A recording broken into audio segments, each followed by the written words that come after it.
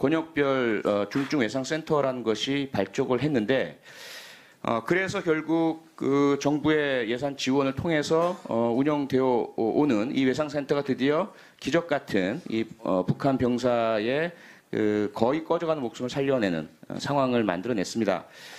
바로 지난해 1년 전에는 우리 김창호 경위가 범인이 쏜 그 불법 총기를 딱 한 발을 맞았는데 인근에 있는 병원으로 우송되어서 치료를 받다가 결국 숨지셨습니다.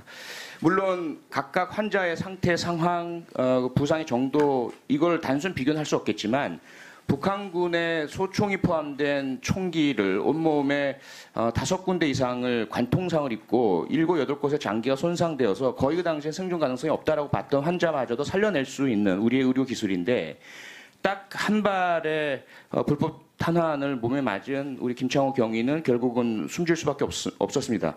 여러 가지 차이가 있겠지만 우리가 해야 할 수밖에 없는 가정은 만약에 그 당시에 이국정 교수에게 김창호 경위가 와서 집도를 받았다면 살릴 수도 있지 않았을까라는 그런 아쉬움을 거둘 수는 없는 거죠.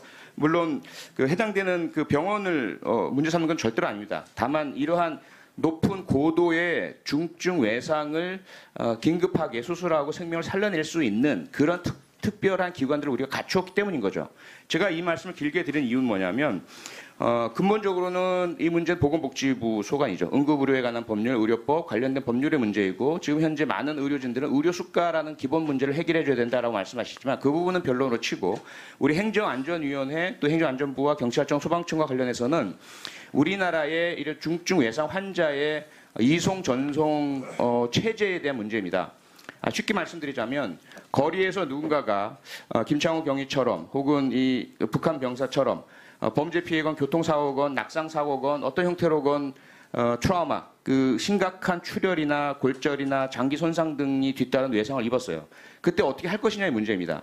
그런데 현재 가장 큰 문제 지적되고 있는 것은 대한민국이 골든타임을 놓치고 있다. 통계상으로 보자면 우리나라는 살릴 수 있는 중증 외상 환자의 30%, 35.2%의 생명을 잃고 있다는 겁니다. 이 잘못된 이송 전원 체계로 인해서 말이죠. 외국은 우리가 흔히 말하는 선진 외국은 10% 남짓으로 막아내고 있는 거고요. 그 핵심은 119나 112 신고를 받고 출동한 우리의 응급구조 요원들이나 경찰관들이 그 환자들을 어디에 데려가느냐의 문제입니다. 이게 지금 지침이 마련되어 있는데 청장님, 소방청장님 혹시 알고 계십니까? 어떤 기준으로 과연 그 응급구조 대상 환자를 가까운 병원으로 갈 것인지 아니면 지역 응급의료센터로 갈 것인지 아니면 광역 그 중증 외상센터로 갈 것인지 그 기준을 알고 계십니까? 네, 제가 알기로는 그 네. 의원님 그 지침이 있죠. 예, 지침 있는 거. 근데 지침 보시니까 어떠세요? 그게 확연하게 하나로 현장에서 119 대원들이 바로 판단할 수 있게 되어 있습니까? 좀 개선할 사람 많이 있을 것 같습니다. 4개 항목으로 나뉘어져 있습니다. 그렇죠?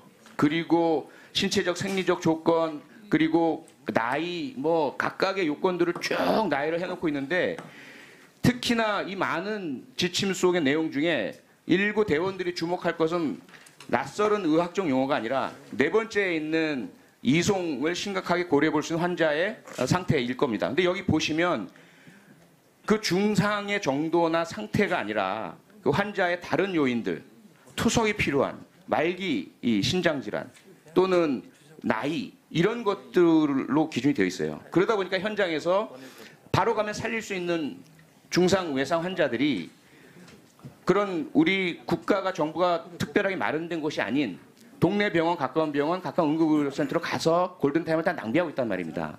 이 지침 고칠 의사 없으십니까? 현찰마다 한번 검토하도록 하겠습니다. 네, 왼쪽에 보시는 거는 최초에 2012년에 나왔던 보건복지부가 계획했던 내용이에요. 아주 간단하고 단순합니다. 누가 봐도 이해할 수 있는 추락사고, 자동차 사고, 오토바이 사고, 보행자 교통사고, 총상, 목의 자상, 그 다음에 119 구급대원이 판단하기 어려운 경우 이때는 무조건 권역별 중증 외상센터로 가라는 겁니다. 차라리 이런 식으로 현장 구급대원 매뉴얼을 만들어서 배포해 주시면 또 교육해 주시면 30%, 35%의 우리가 잃고 있는 목숨들을 살려낼 수 있다는 겁니다.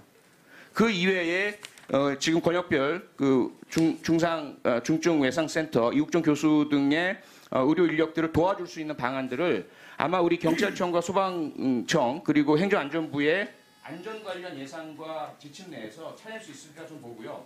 앞으로 같이 협력해 주시고 좀 부탁드리겠습니다. 예, 의원님 말씀하신 대로요. 다각적인 방안을 강구하도록 하겠습니다. 7, 8곳의 장기가 손상되어서 거의 그 당시에 생존 가능성이 없다라고 봤던 환자마저도 살려낼 수 있는 우리의 의료 기술인데 딱 한 발의 불법 탄환을 몸에 맞은 우리 김창호 경위는 결국은 숨질 수밖에 없었습니다.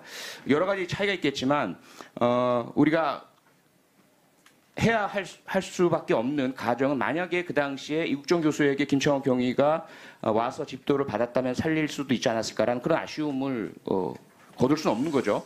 물론 그 해당되는 그 병원을 문제 삼는 건 절대로 아닙니다. 다만 이러한 높은 고도의 중증 외상을 긴급하게 수술하고 생명을 살려낼 수 있는 그런 특별한 기관들을 우리가 갖추었기 때문인 거죠. 제가 이 말씀을 길게 드린 이유는 뭐냐면 근본적으로는 지침이 있죠. 예, 지침 있는 거예요. 근데 지침 보시니까 어떠세요? 그게 확연하게 하나로 현장에서 119 대원들이 바로 판단할 수 있게 되어 있습니까? 좀 개선할 사람만 있을 것 같습니다. 4개 항목으로 나뉘어져 있습니다. 그렇죠? 그리고 신체적 생리적 조건 그리고 나이 뭐 각각의 요건들을 쭉 나열을 해놓고 있는데 특히나 이 많은 지침 속의 내용 중에 119 대원들이 주목할 것은 낯설은 의학적 용어가 아니라 네 번째에 있는 이송을 심각하게 고려해 볼 수 있는 환자의 상태일 겁니다. 근데 여기 보시면 그 중상의 정도나 상태가 아니라 그 환자의 다른 요인들, 투석이 필요한 말기 이 신장 질환 또는 나이 이런 것들로 기준이 되어 있어요. 권역별 중증 외상 센터라는 것이 발족을 했는데 그래서 결국 그 정부의 예산 지원을 통해서 운영되어 오는 이 외상 센터가 드디어 기적 같은 이 북한 병사의 그 거의 꺼져가는 목숨을 살려내는 상황을 만들어냈습니다.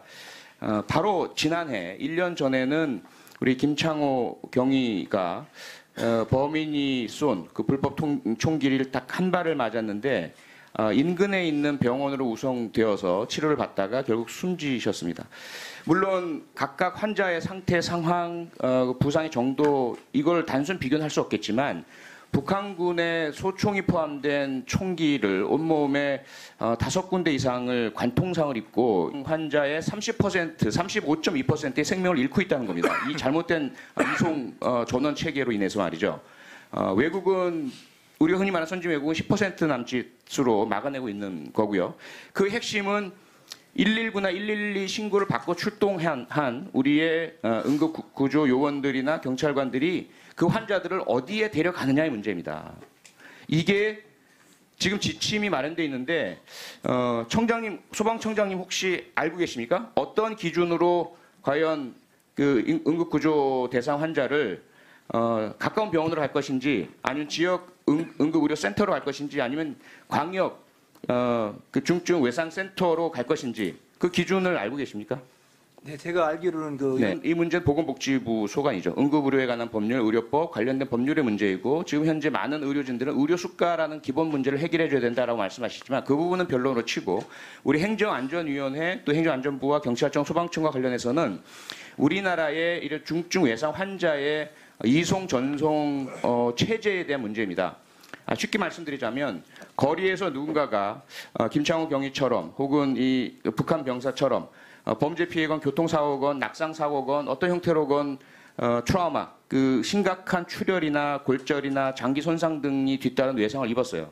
그때 어떻게 할 것이냐의 문제입니다. 그런데 현재 가장 큰 문제 지적되고 있는 것은 대한민국이 골든타임을 놓치고 있다. 통계상으로 보자면 우리나라는 살릴 수 있는 중증 외상